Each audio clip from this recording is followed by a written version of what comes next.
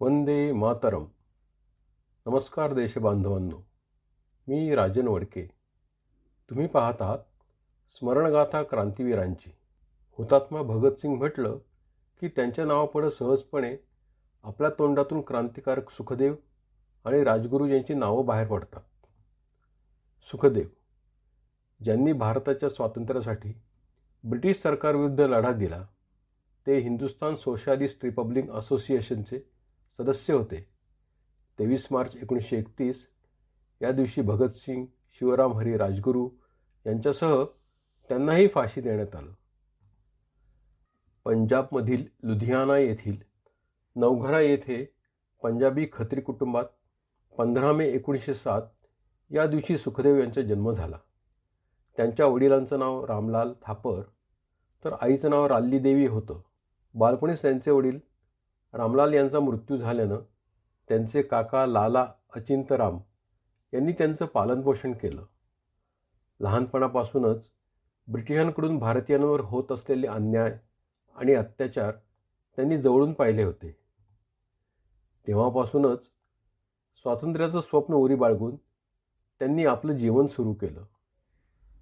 स्वातंत्र्याची ओढ लागलेल्या सुखदेव यांनी शालेय जीवनातच भारतीय इतिहासाच्या अभ्यासावर लक्ष केंद्रित केलं होतं.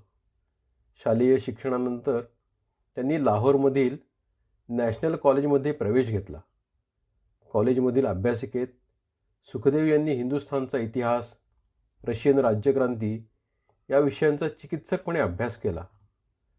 जागतिक पातळीवरील क्रांतिकारकांच्या साहित्याचे विविध दृष्टिकोन त्यांनी अभ्यासले.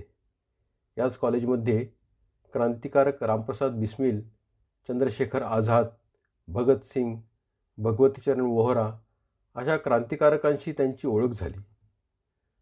सुखदेव यांच्यावर बिस्मिल आणि आझाद यांचा प्रभाव होता. ते भगतसिंग आणि भगवतीचरण वोहरा यांच्या नौजवान भारत सभा या संघटनेचे सदस्य झाले. स्वातंत्र्यासाठी तरुणांना प्रोत्साहित करणं, तर्कसंगत वैज्ञानिक दृष्टीचा अवलंब करणं, जातीयतेविरुद्ध लढणं, अस्पृश्यतेची प्रथा बंद करणं ही या संघटनेची उद्दिष्ट होती. देशात महात्मा गांधी यांच्या मार्गदर्शनाखाली संपूर्ण देशभर आंदोलनं, उपोषणं आणि विविध चळवळी सुरू होत्या. भारताला अहिंसेतून स्वातंत्र्य मिळवून देण्यासाठी प्रयत्न सुरू होते. मात्र अहिंसेतून स्वातंत्र्य मिळणं अशक्य आहे असं देशवासियांना वाटू लागलं. यातूनच सशस्त्र क्रांतिकारी संघटनांचा जन्म झाला.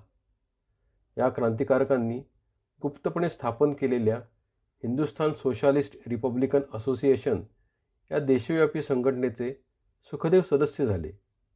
संघटनेच्या केंद्रीय समितीमध्ये पंजाबतर्फे भगतसिंग यांच्याबरोबर सुखदेव यांचाही समावेश होता.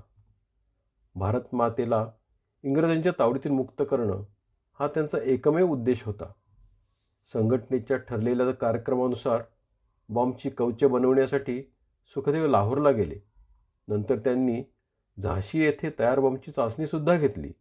ब्रिटिश भारताच्या घटनात्मक सुधारणा राबवण्याच्या दृष्टीनं पूर्वाभ्यास करण्यासाठी सर जॉन सायमन यांच्या नेतृत्वाखाली आलेल्या सायमन कमिशनला देशभरातून विरोध होत होता. 30 ऑक्टोबर 1928 या दिवशी सायमन कमिशन लाहोरमध्ये आलं. त्याचा विरोध करणाऱ्या आंदोलकांवर पोलीस अधीक्षक जेम्स स्कॉट याच्या आदेशावरून इंग्रजांनी केलेल्या लाठीमारात अनेक आंदोलक जखमी झाले. या आंदोलनाचं नेतृत्व करणारे लाला लजपतराय गंभीर जखमी झाले. 17 नोव्हेंबर 1928ला त्यांचा मृत्यू झाला. या बेछूट लाठीमारामुळं संपूर्ण देशात इंग्रजांच्या विरोधात संतापाची लाट उसळली. लाला लजपतराय यांच्या मृत्यूचा बदला घेण्यासाठी जेम्स स्कॉट याला यमसदनी पाठवायचं असं क्रांतिकारकांनी ठरवलं. भगतसिंग, चंद्रशेखर आझाद, शिवराम हरी राजगुरू या क्रांतिकारकांबरोबरच सुखदेव थापर हे सुद्धा या कटात सामील होते. लाला लजपतराय यांच्या मृत्यूनंतर बरोबर 1 महिन्यांनी 17 डिसेंबर 1928 या दिवशी लाहोरच्या जिल्हा पोलीस मुख्यालयातून एका पोलीस अधिकाऱ्याची गाडी बाहेर येत होती. या गाडीत स्कॉटच असला पाहिजे असं समजून दबा धरून बसलेल्या भगतसिंग यांनी ब्रिटिश पोलीस अधिकारी जॉन सॉन्डर्स याला गोळ्या घालून ठार केलं. या हल्ल्यामुळं ब्रिटिश साम्राज्याला धक्का बसला. स्कॉट समजून सॉन्डर्स या पोलीस अधिकाऱ्याची हत्या केल्याचं प्रकरण ताजं असतानाच दिल्लीतील इंग्रजांच्या सेंट्रल असेंब्लीमध्ये बॉम्बस्फोट घडवून आणला गेला. या दोन्ही घटनांमध्ये सुखदेव यांचा सहभाग होता. यानंतर ब्रिटिशांनी देशात क्रांतिकारकांची धरपकड सुरू केली. भगतसिंग, सुखदेव आणि अन्य क्रांतिकारक यांच्याबरोबरच सुखदेव यांना लाहोरच्या सेंट्रल जेलमध्ये डांबण्यात आलं. 1929मध्ये लाहोर खटल्याबद्दल तुरुंगात असताना तुरुंगातील राजबंद्यांना इंग्रजांकडून अमानवीय वागणूक देण्यात येत होती. त्याच्या विरोधात तुरुंगात भगतसिंग यांच्यासह अन्य क्रांतिकारकांनी सुरू केलेल्या उपोषणात सुखदेव देखील सहभागी झाले होते. पक्षपाती वसाहतवादी दृष्टीनं ग्रासलेल्या न्यायाधीशांनी त्यांना फाशीची शिक्षा सुनावली. लाहोरच्या तुरुंगात 23 मार्च 1931 या दिवशी भगतसिंग, राजगुरू यांच्यासोबत सुखदेव यांनाही फासावर चढवण्यात आलं. ब्रिटिश सरकारच्या या अन्यायी पक्षपाती वृत्तीमुळं भारतीय जनतेमध्ये असंतोष निर्माण झाला. फासावर चढण्याअगोदर काही वेळापूर्वी सुखदेव यांनी महात्मा गांधी यांना मोठं पत्र लिहिलं. या पत्रामध्ये त्यांनी क्रांतिकारकांबद्दल घेण्यात आलेल्या निर्णयाबद्दल तीव्र नापसंती व्यक्त केली. त्याचबरोबर भारतीय स्वातंत्र्य लढ्यातील 2 प्रमुख विचारधारांवर प्रकाश टाकला. हिंदीमधील या पत्रातील हा काही अंश येथे उद्धृत करत आहे.